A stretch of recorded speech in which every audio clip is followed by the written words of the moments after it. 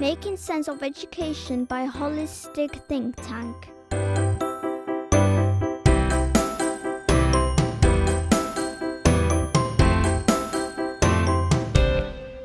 Welcome, everybody.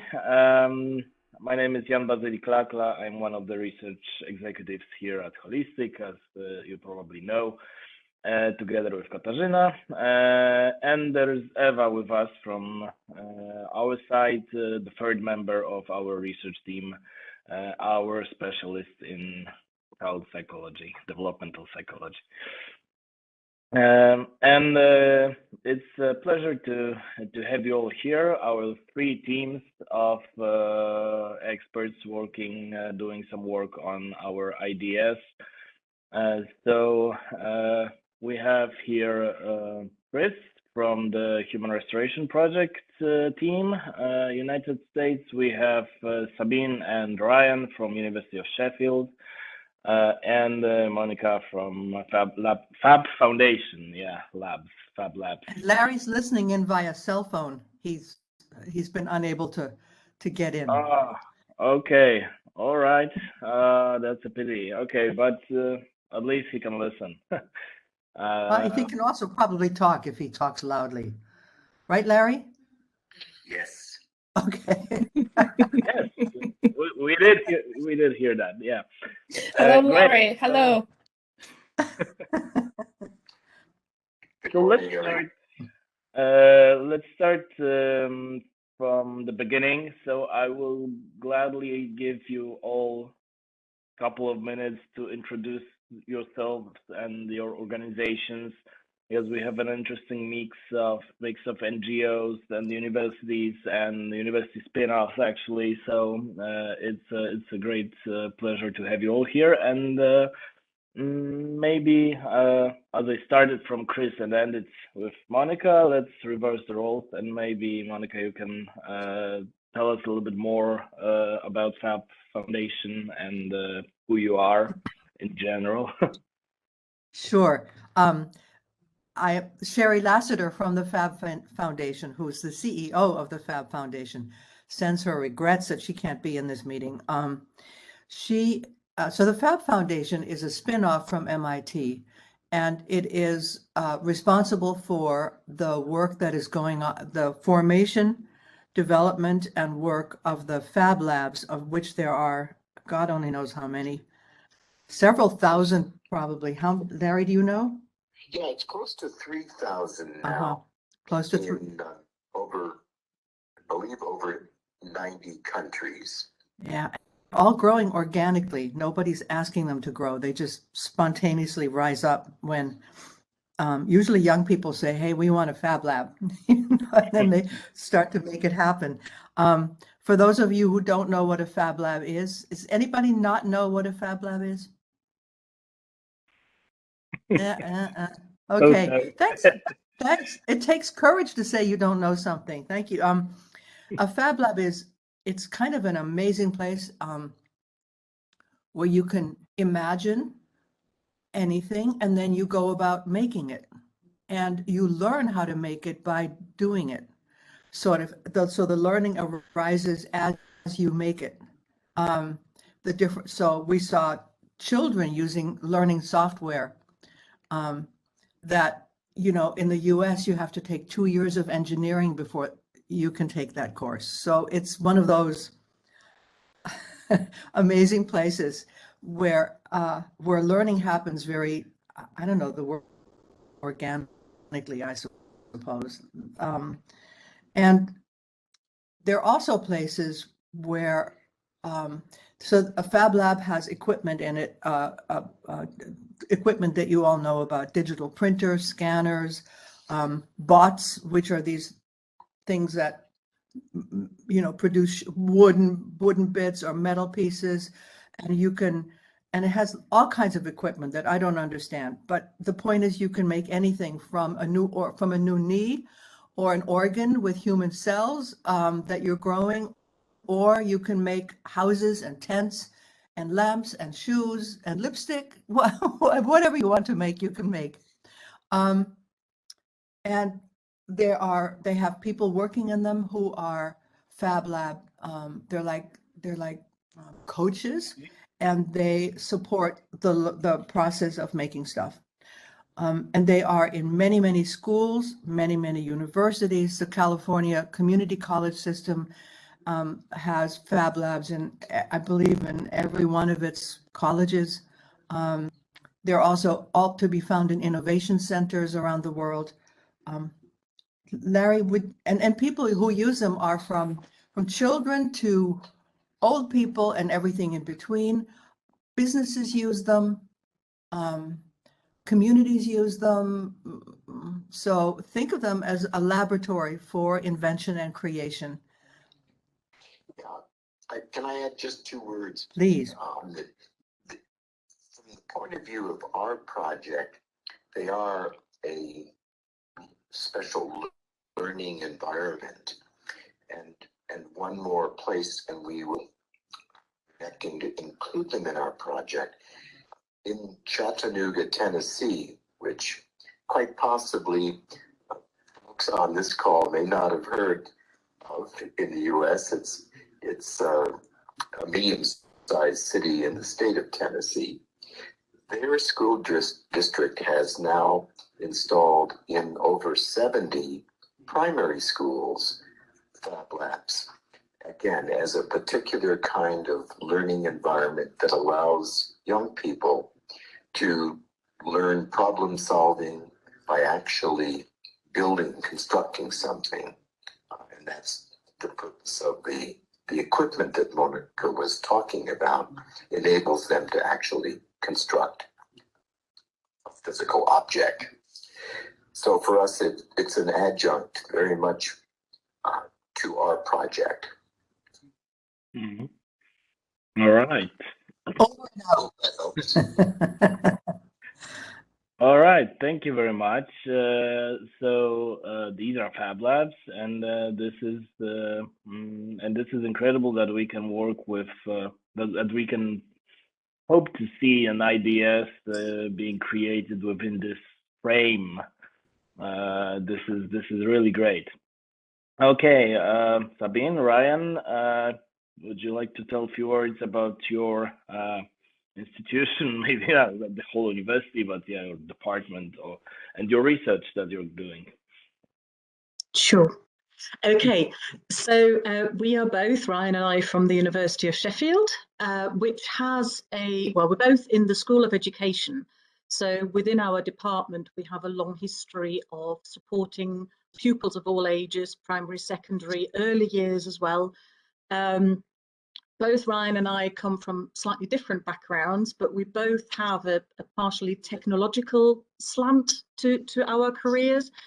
But we also have got strong links internationally. So the School of Education runs the International Postgraduate Certificate in Education. And what's very important to our work as a department is to be aware of cultural differences, of multicultural attitudes towards learning, education, etc. The University of Sheffield also historically has a very strong link to inquiry-based learning. So we once had a £5 million research centre for inquiry-based learning in the arts and social sciences specifically. And I worked on that centre while it was in operation. And while the funding for that stopped, you can imagine that the philosophies very much trickled down and are continued and embedded in the various works of the department. What we are hoping to do, I want to say very briefly that in 2018, I spent a lovely month in the Berlin Fab Lab. Oh yeah, as part of an exchange of a sort of research exchange, and it was a very enjoyable month. So we also do have a Maker Futures project and Maker Schools in our department, which has a strong makerspace ideology. For the work that we are proposing for Holistic Think Tank, it is this inquiry-based learning approach. So not everything that we will be working on will necessarily include a physical make, but a strong attitude towards children's ownership of their identity and bringing their own thoughts, attitudes and importance to the curriculum, and then being given the tools to research and express parts of their identity as part of the curriculum. I would say that that's probably the strongest underlying philosophical principle, to encourage children to bring their own identity to their learning, and give schools, which I think it's an issue in the UK, but I think it's an issue internationally. Schools sometimes struggle with being able to engage with children's multicultural backgrounds. So what we are hoping to do in our project, or with our contribution to the overall project, is to facilitate schools to have the tools to give children these opportunities. Mm-hmm. That sounds great. Thank you for explaining that. And I'm delighted that you got to spend a month in Berlin's Fab Lab. That's fabulous. I'm gonna say I'm quite jealous actually that I didn't get to go on that one. It sounds fantastic.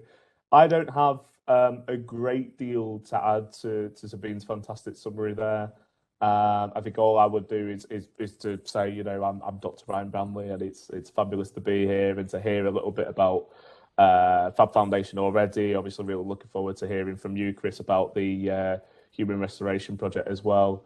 I think just when we saw the call, the grant call for this, me and Sabine, I think it just really resonated with our interests, which, you know, there's a lot of crossover between what me and Sabine do, but there's also a lot that we do kind of independently as well, and it really resonated with that. And I think the one thing that really resonated with me as somebody who's really particularly interested in critical literacy, media literacy, and digital literacy is the findings that the National Literacy Trust in the UK found in 2018, which was only 2% of children and young people in the UK have the critical literacy skills they need to tell whether a story is real or fake.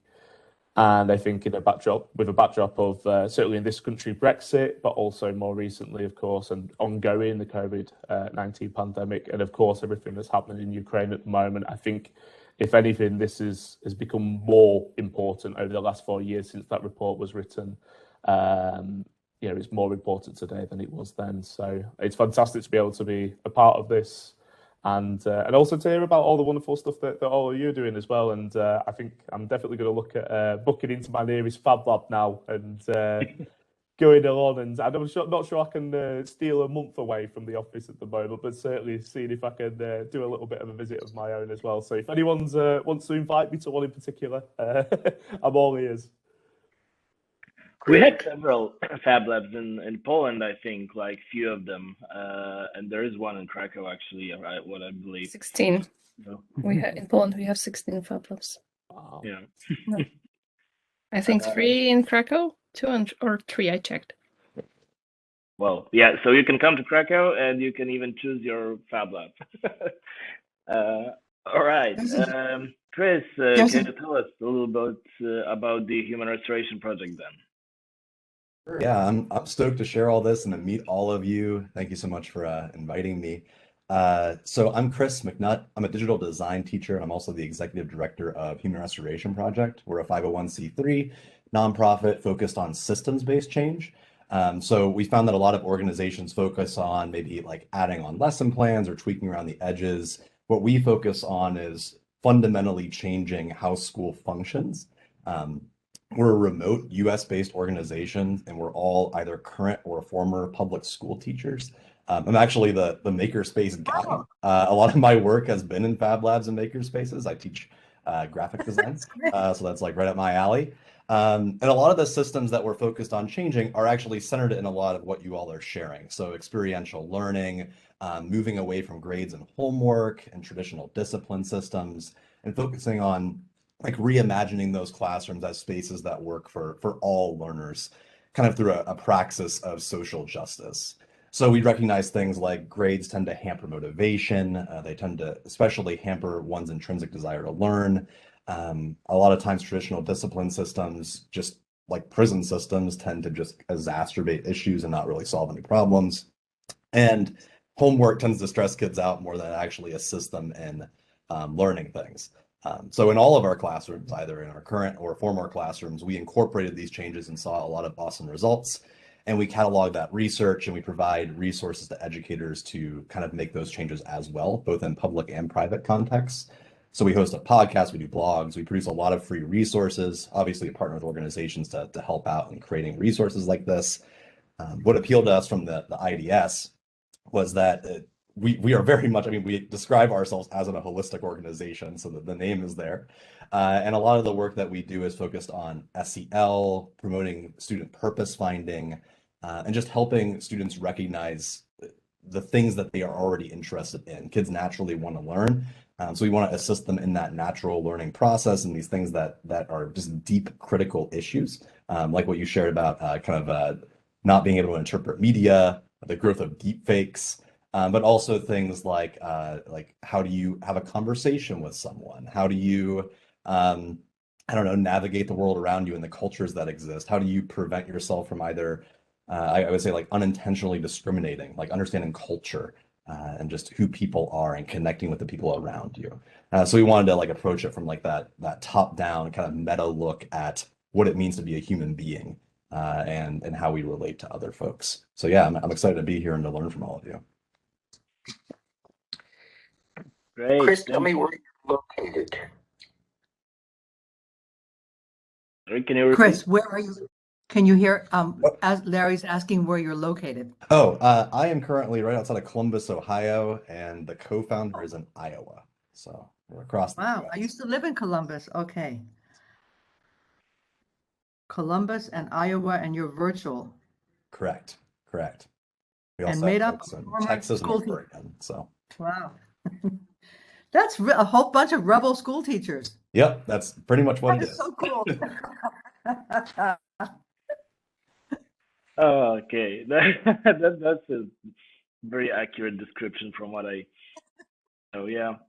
Great. Thank you, Chris. It's really amazing to have you all here because we were meeting with you all separately.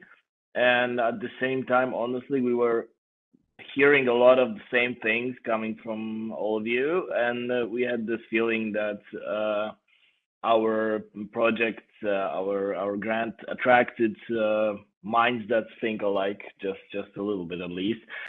So it's great that we can meet all together. I would propose for this meeting, because you all have your own project, that's obvious.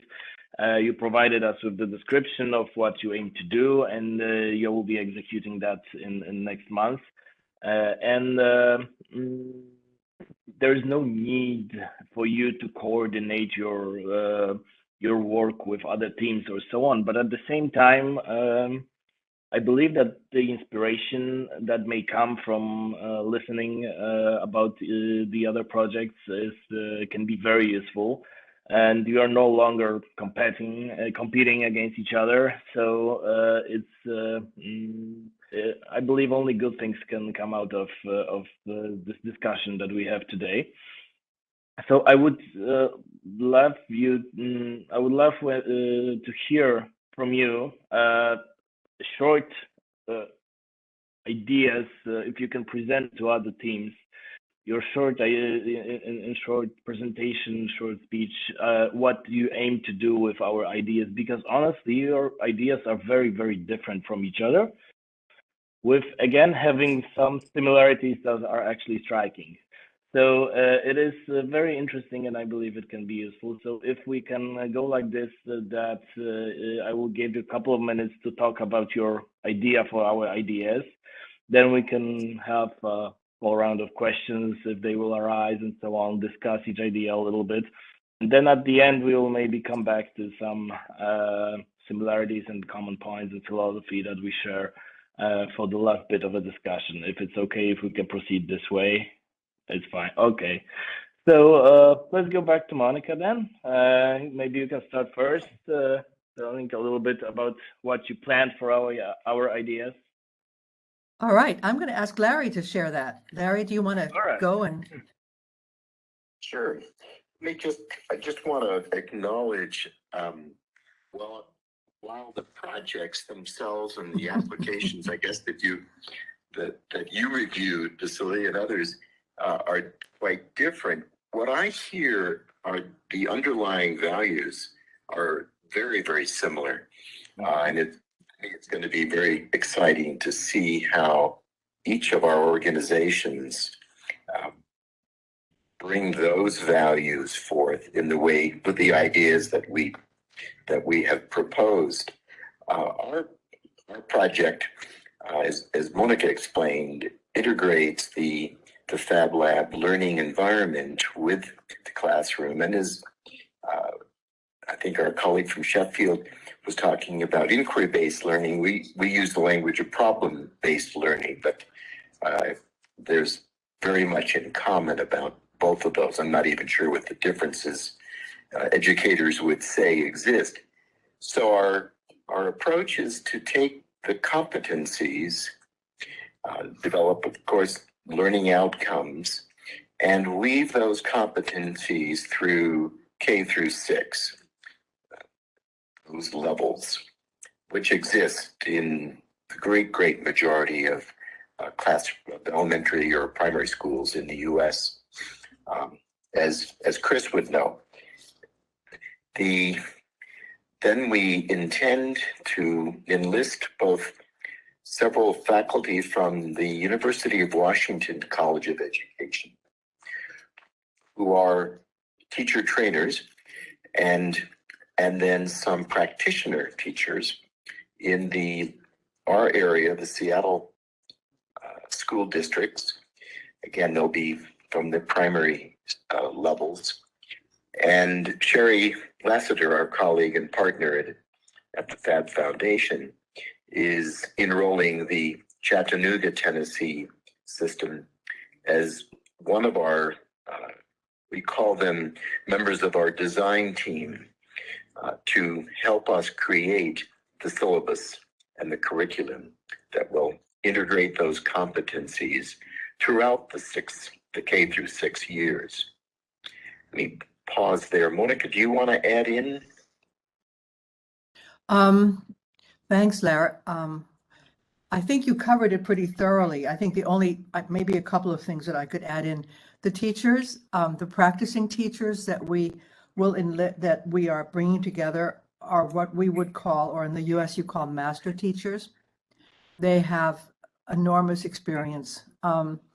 And so what we will do is bring them together over through 2 workshops where they meet in person, plus remote sessions. And we will, in that process, design the learning outcomes for the competencies, the 10 HTT competencies. And then we're also, I think we're also focused, no, I don't think, we are focusing on project-based learning. So the entire process of learning in the IDS will happen through projects. And we all know that project-based learning can be dumbed down. I've seen it we've all seen it, right? That's not the kind we're talking about.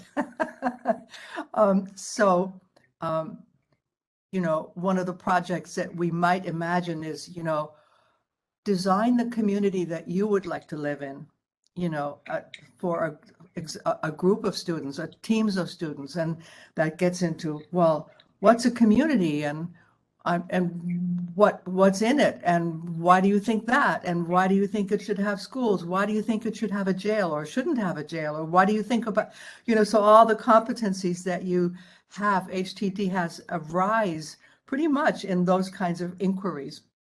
And then in the process of designing it and coming to agreement around that and understand, you know, so we think there are very rich projects that can be developed and designed to get to have students acquire these competencies as opposed to teaching them.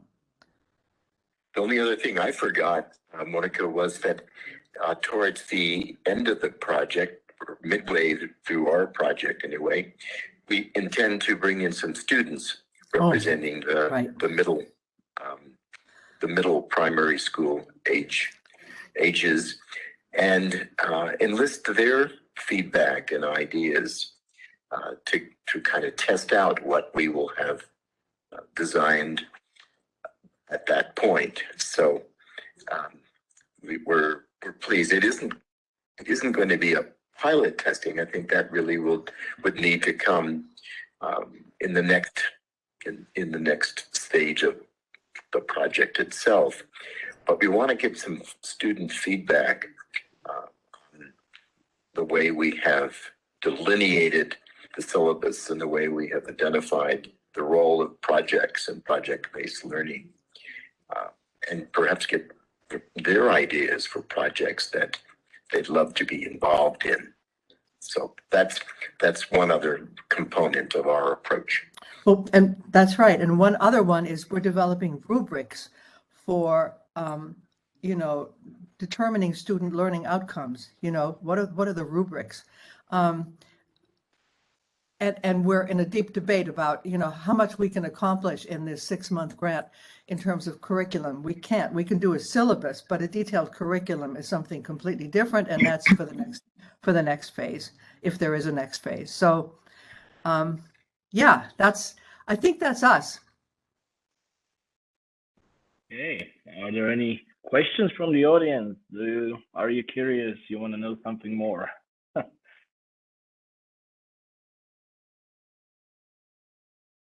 Come on now, colleagues, don't hold back. They're all grinning, Larry. They're all grinning. They're all grinning. I can't see anybody. I'm at a disadvantage. It's of course late afternoon for them, and they're probably Yes. They're a little tired. Yeah. Okay. What time is it over there, Monica? Oh, over here it's 8:29. Oh goodness. I'm looking at Kasha's clock. That really helps me see where we are. Yeah. For us, it's Monday afternoon. It's Yeah. but it is very interesting. Hey, so let's maybe move, and I will give the floor to Chris now, because I believe that the Sheffield University submission is the most specific one, and the one from Human Restoration Project is actually developing along the similar lines with the one from Fab Foundation. So let's do it in this order, and maybe we'll talk a little bit more about both of those applications. So Chris, can you tell us your idea for the IDS?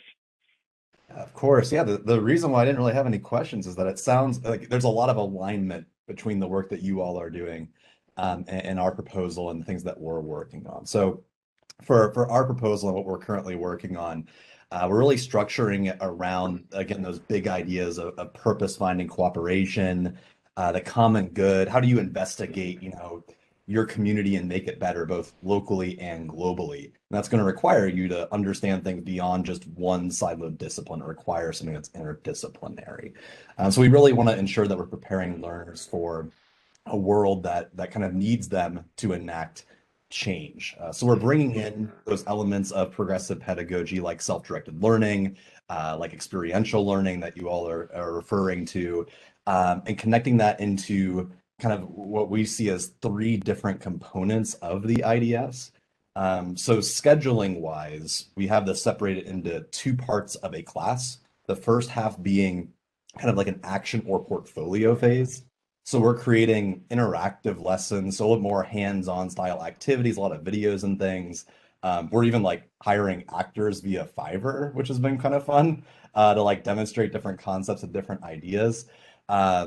To just do some interesting stuff with that. Students would essentially choose activities from like a pool that go over the different standards of the IDS to focus on universal design for learning. How can I approach these concepts in different ways? How can I have autonomy in my choices for this entire portfolio phase? And they're basically putting together a collection, like either a physical or virtual binder of the things that they're working through, which then build into the second half, which is very similar to what you all at the Fab Lab just described, an experiential framework focused on going through the design process to incorporate those ideas into action. So once they have that surface level understanding from those different portfolio elements, we have many recommendations for places to start, like a place that an educator could guide a student, like, hey, maybe you should develop some kind of like, we have one that's focused around like making choices for the common good.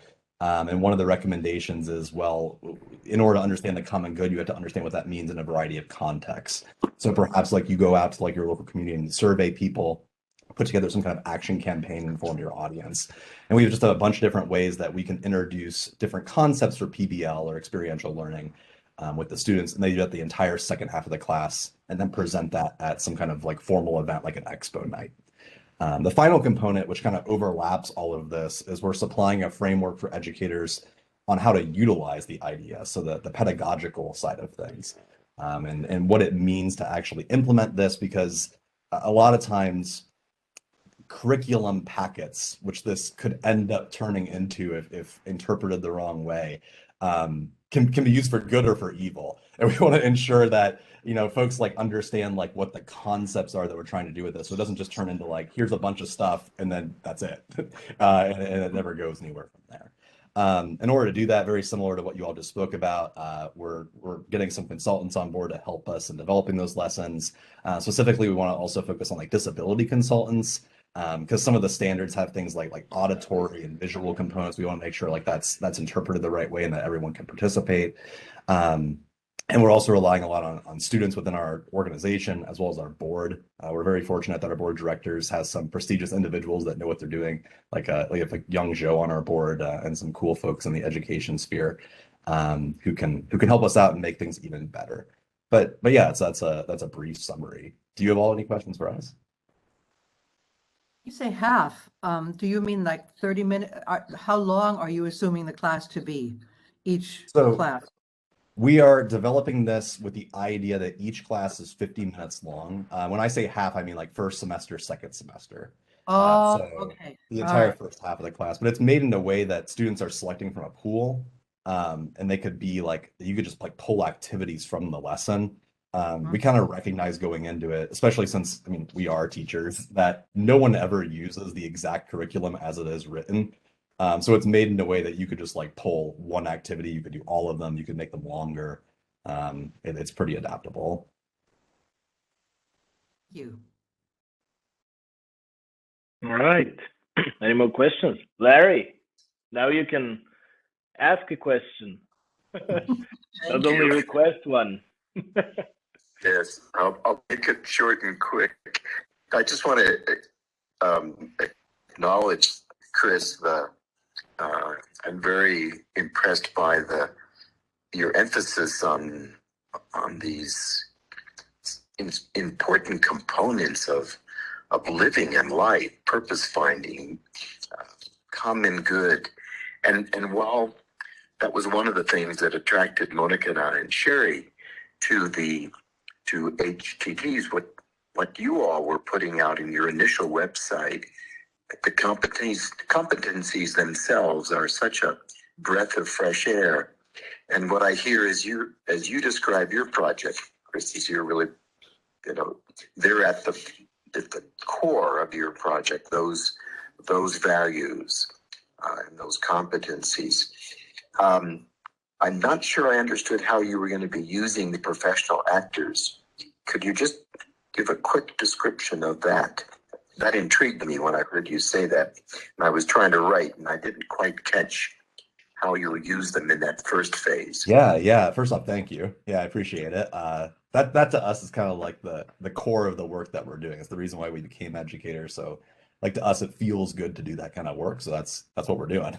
In terms of the professional actors, a lot of the standards we notice, especially involving aesthetic and cultural awareness, focus a lot on linguistics and body movement. And there isn't a lot of like great existing like Creative Commons style, like copyright free stuff that you can use on that, at least that we found that wasn't kind of weird. So we're looking on folks, we actually found some folks on Fiverr who are like from Pakistan or from India, etc., to introduce themselves. One of the lessons is on body language and cultural understanding. So we're having, for example, one lesson where there's a different person introducing themselves at like a coffee shop and like having like a brief conversation with like a pre-recorded script being played back to them, to see how different folks kind of engage in a conversation, to understand like that it's not that folks are like weird or different or like inappropriate or unprofessional, etc., but recognizing that like people behave in different ways in different parts of the world. Wonderful. Wonderful. Thank you. Yeah, of course, of course. Chris, one last quick question. Do you envision your course running throughout the primary years, that is K through 6 levels? Is it a envision as a single year course? So the way that we have it written could be used as a single year course, and it's kind of planned around that. However, kind of depending on how you were to interpret this, like if I were personally using this as a teacher, I would probably end up using it over multiple years. Like I would revisit these concepts, but it's kind of up to them. We're writing it as a yearly course, but you could use it however you want. Okay, thanks very much. So when you say yearly course, it would repeat every year, or are you saying it one course in the 6 years? So it would be one course for the entire year. However, if you were to expand upon like the PBL components and use the extension activities, which the extension activities are just prompts, they're not like full lessons. Those are things like go out to your community and make these things. That could easily turn into a 6-month project. We're not necessarily providing all of those structures to do that, but there's those concepts there that you could explore that further in future years. Okay. But I'm still not clear. So when you say it's a 1-year course, would this 1-year course happen in grade 1, in grade 2, in grade 3? Is that what you're saying? Gotcha. So right now, all of the readings and work that we're utilizing are at around the 6th grade level. But it's up to the school and up to the teacher on what year they would end up using it. Like you could technically do this in a high school course, you could do it in a middle school course. But the reading level is roughly 6th grade. Okay, thank you. All right. Yeah, Yeah. It's I important didn't mean to interrupt. okay. All right. So yeah, this is the. I love the flexibility that is at least presented by your idea. So this is great. And honestly, listening about those lessons that you were describing, or you, Monica, were describing, it makes me feel like I want to go back to school, at least for a moment. It's really cool. All right. So now, can you tell us a little bit about your idea? It's the most specific, I guess, most focused, but at the same time, I personally was actually convinced in your application because you convinced me by showing us that there is more than just this narrow field that can be found in your project. And this is actually really cool that there is this quite of a narrow scope or focus with a very broad impact, actually. So yeah, please tell us a little bit more, because I'm talking, I know the project and the others don't. Me? Okay. Oh, I don't mind. I don't mind going. It's up to you. No, I don't mind. So I think maybe as a starting point, it might be worth saying that our approach to the project of the core came from, or it came with quite a heavy dose of realism of working in international contexts for very long periods of time and trying to encourage things like inquiry-based learning approaches, student-centered approaches, etc. So again, I talked briefly about our international postgraduate certificate in education. In any given year, we have from that program about 70 teachers in 30 or 40 different countries, and that changes year on year. And the students, who are all teachers, it's a part-time program, do research projects in there every year, and many of them work in the area of motivation, independent learning, etc. So we have got a very broad experience of trying to understand how different philosophies, and I think in there I would very much put the holistic think tank ideologies in there, how they translate in international contexts. So when we put our proposal together, we wanted to make sure that there were opportunities that are at entry level, so that it is not that necessarily somebody has to subscribe hook, line and sinker to an entirely new philosophy. But if there is a motivated teacher in a school or a cultural context where inquiry-based learning might not be particularly recognized or encouraged, that our curriculum would say, okay, if you just have one lesson, here might be something that you might do, and then you can build on that with the other lessons. So that as a starting point. The way that looks like in reality is that we are proposing to create a total of 45 activities from year 1 through year 6, so age 5 through 11-ish, with 15 at each, so year 1 and 2, year 3 and 4, year 5 and 6. But with each activity, there'll be encouragement to adjust them up or down. So for example, a year 5-6 activity might be adjustable down to year 3-4 with some considerations.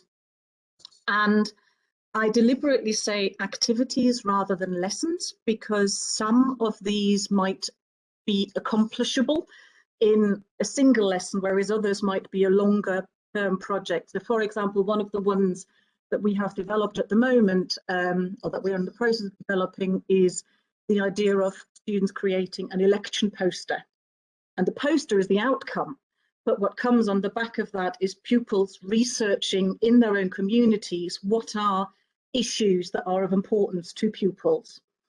So what would be the manifesto, so to speak, on which you would want to run if you were trying to drive change within your community?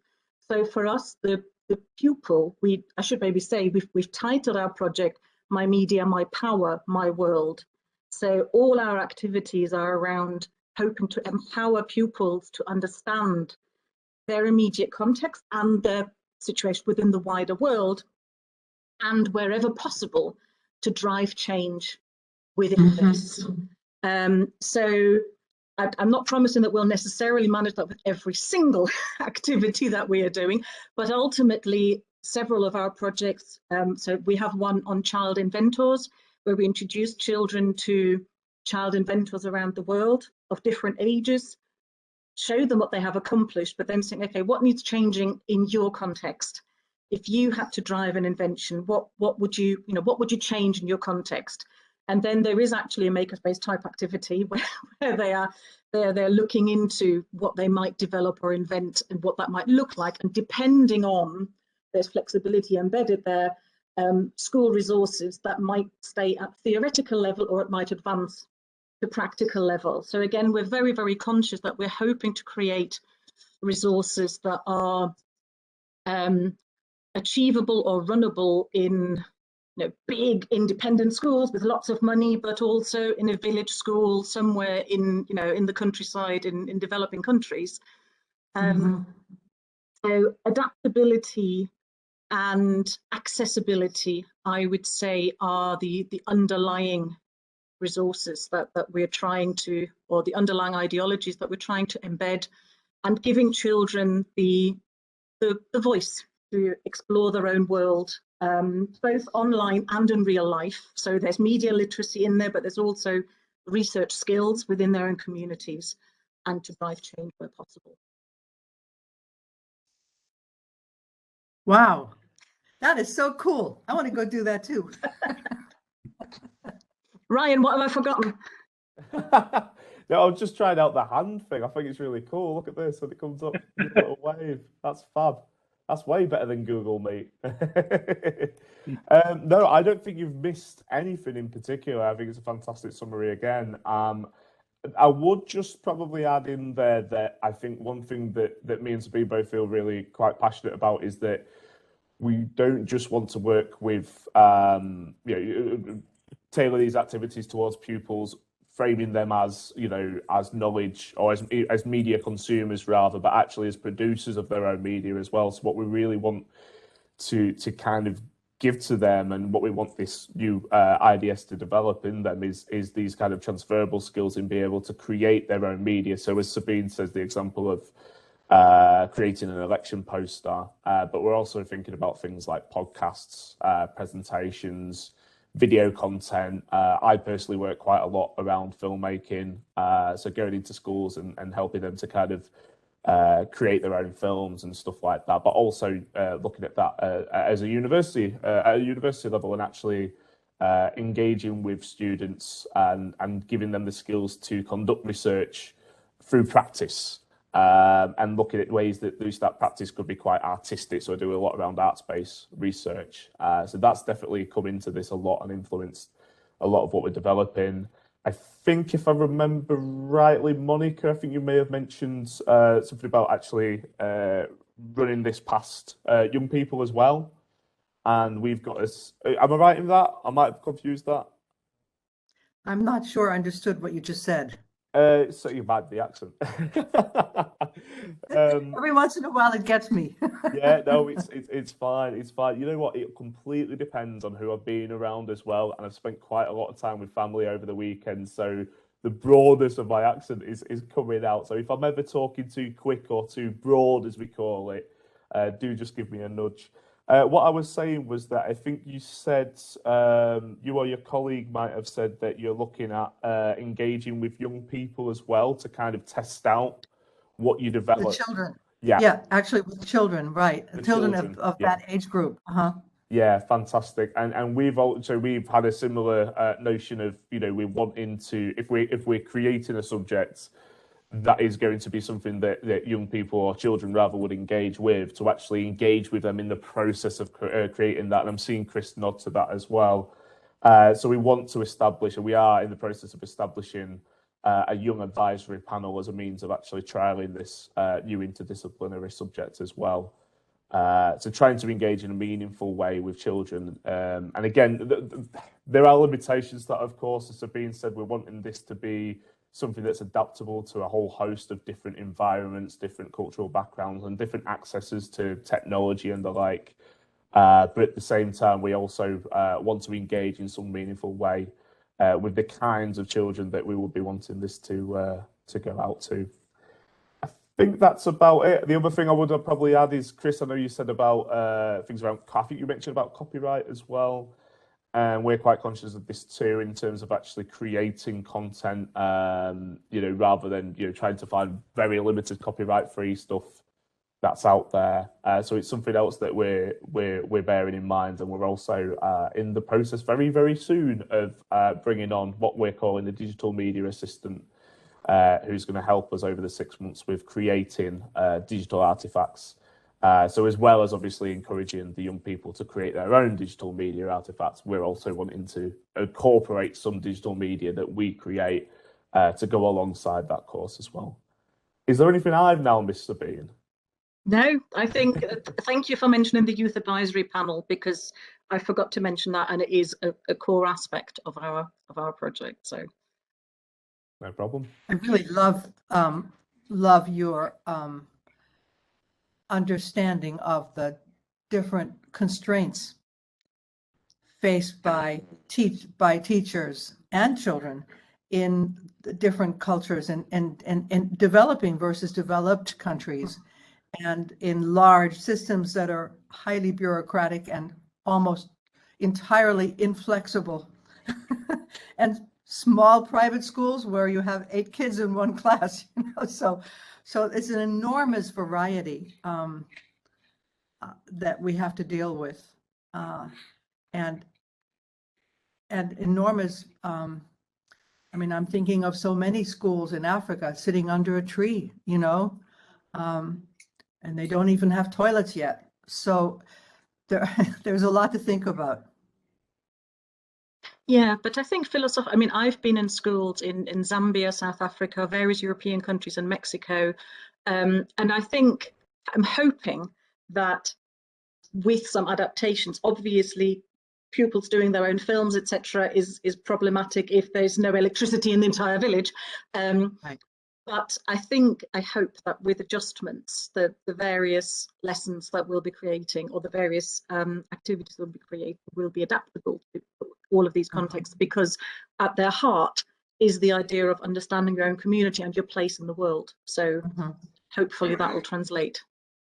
We certainly don't want to be prescriptive in terms of the kinds of media that we're encouraging. I mean, that actually, if anything, goes against the central tenets of what is arts-based practice in the first place. The notion, I guess, is that whatever you produce is supposed to be fitting in line with the problem or the issue that you're encountering and align with that. So yeah, we certainly don't want to be prescriptive and say, oh, you must make a film, and then like Sabine says, it's not, you know, Right. that's just not feasible.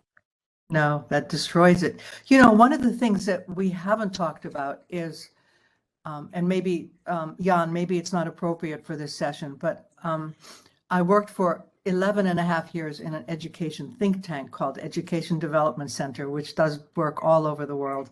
You must know it. And even though my field wasn't primary education, it was workforce education, what I learned was the incredible importance of teacher training. Well, first of all, the systems that they were embedded in and the ministries of education that were imposing all these standards and resources, but then there were the teachers and their training. And to what I'm really curious, and we have a group of former school teachers. So at some point we have to touch that part of the elephant.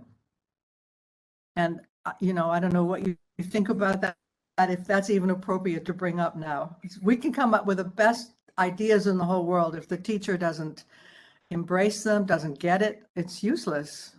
Huh? I completely agree, and I think it might be worth mentioning that in our proposal we mentioned a project that I'm leading at the moment, which is called Multilingualism in Schools, which philosophically adopts a very similar approach, but is specifically about giving teachers the tools to bring in pupils multiple languages and other cultures, which certainly in England is not a given at all. No. And what we learned from that project is very much there are multiple activities that bring with them teacher training opportunities. So a film that is essentially a presentation that explains why this is important. And I often find what goes hand in hand, and this might be something for Holistic Think Tank about the dissemination of the project. So what typically happens is that it's not that teachers randomly find me, it's that I go to local authorities or to teaching unions, etc., and I say, I'll give a talk to you, I'll explain it to you, and then as part of the talk, I highlight some of the activities and explain why they're important. And through that, almost developing a network of champions that then take it to their various other education contexts. That makes sense. Yes, I had a question. When you first were introducing your project, you talked about I wrote down that you often have something like 60 to 70 teachers from different countries that are part of either some international accreditation process. I wasn't quite understanding what it is that you're doing with that cohort of teachers each year. Is it a teacher training or an actual certificate or degree? Sure, yeah, it is a degree. I should maybe say that the accredited teaching program in the UK is called a PGCE, a Postgraduate Certificate in Education. This is the IDCE, so an International Postgraduate Certificate in Education. And on the program, we have teachers who might have taken a TEFL course, teaching English as a foreign language, for 4 weeks, and through that sort of slithered into teaching without necessarily having any real pedagogical background. And then 2-3 years down the line, they think, oh, shoot, I better find out something about teaching. And these people end up on our programs, but also people who, again, might come in as in international schools. You might well know it's very easy to slink into a teaching job without necessarily pedagogical knowledge. So somebody might be a geography graduate and they get a job as a geography teacher, but they're not trained teachers, and they might be even working their way up to head of department, etc. And at some point they can't get any further and they end up in our programs. So we tend to have people with ranging from no teaching experience to upwards of 20 years teaching experience from all over the world. So for example, we had a teacher from Pakistan who was working in Switzerland. It's just one, so it's between them. They are a fantastic international resource and cohort of people to run things by. To what extent So I mentioned them because I think they very much inform our ethos and our thinking about working in international contexts. To what extent they'll be directly involved in the development depends a bit on our timing, because the program that they are part of will finish by the end of April. So it'll depend a bit to what extent they will be willing to stick around and feed in. So they're not necessarily costed into the program, but certainly I think moving forward from this and thinking about how this curriculum is applied, I think there would be fantastic opportunities moving forward to have all. I'm happily throwing it because I direct that program, so I feel I can make that claim. And I think going forward there might be opportunities to collaborate from all three projects to see how it applies internationally. Wow. That's great. That was what I was wondering specifically, was were you envisioning that group of teachers being involved in your project, because they do represent such a rich resource. And I gather from your description that they're on site. This is not just an online course that they're taking, that they're with you at Sheffield for, is it 1 year? Or what's the duration? It is an online program. It is fully online, but it is very engaged. So we do meet up with them. There's online discussion boards that they interact with. Ryan's nodding because he's also working on the program. And the program's been going for 7 or 8 years now. So internationally, we've got a very solid reputation. And there's potential. We've got people who moved on from the IPGCE to a master's and are now doing the doctorates with us. So we have got a long-standing relationship with several of those teachers. That's really exciting. The network, the Change Network that you have access to, and the Rebel Teacher Network, the Fab Foundation Network. So HTT, you have found at least 3 big fat networks that could be used as change agents. It's true, and this is how you said. Sometimes it takes a teacher to change a school, and it seems like we may actually found some channels through which maybe we will be able to do that. Yeah. I think so. Yeah. Mm. I think so. Wow. Hey. This has been, Vasily and Kasia, I really appreciate that you organized this get together, this conversation. I just regret that I don't have the benefit of seeing any faces, and I wasn't having any trouble with the accent, but the connection was not very good. So your voices, my colleagues from England, your voices were breaking up, and that made it really challenging to hear all that you were saying. So I know I missed some things, and I'll look forward to the next opportunity when we can follow up on this initial conversation. Vasily, do you see that happening? Or is that something we can just pick up the initiative on ourselves? Because there's questions for me that have surfaced, but I want to follow up with both project teams. Definitely, we should do the follow-up. It is, as I can see, there are already emails for Ryan and Sabine and the chat window, so you can write them down, and you can obviously communicate freely between teams. And we should definitely organize a follow-up when your projects reach a little bit later stage, not late, but like the next stage, so you'll have new experiences to share. So probably in April, we will do it again. I think once a month it will be great. Not more often. Once a month, it's okay. And yeah, and we can then exchange all those exchange progress, exchange ideas and inspirations, and that would be actually a nice little tradition throughout the project to meet once a while and discuss.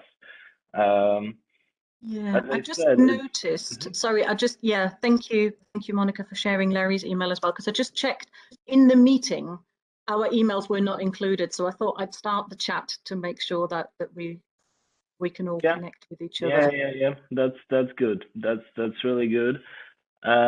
So you definitely our initial assumptions that we all share quite a lot regarding the philosophical approach towards education and those and also some methodological approaches as I saw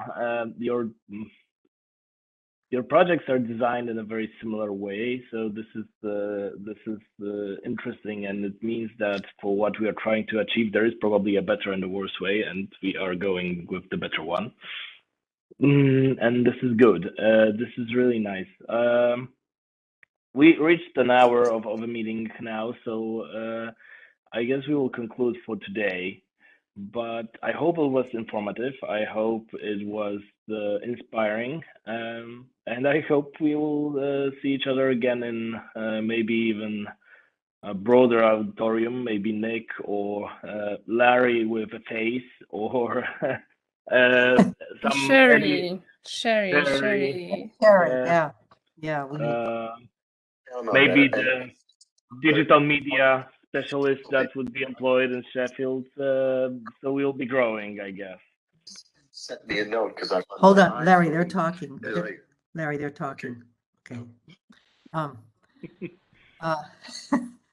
Sorry, you were talking over each other. But yeah, Vasily, Jan, Larry you wanted to apologize for calling him Vasily, right? No, that's not. Please, I use both names. Just I use both Good, names. both Yeah, names. Okay, great. no, that's not a problem. All right, so thank you very much for today. It was a pleasure. You all have your emails now, so feel free to communicate with each other, with us, and we'll be in touch regarding the next meeting. I would say have a good afternoon for those of you that are already in the afternoon, and have a good day for those of you that are just starting their day. And see you next time. Thank you. Thank Thanks for you. doing Thanks it. for organizing. Thank you. Looking forward to seeing you all again. Bye. Bye. Bye. Bye.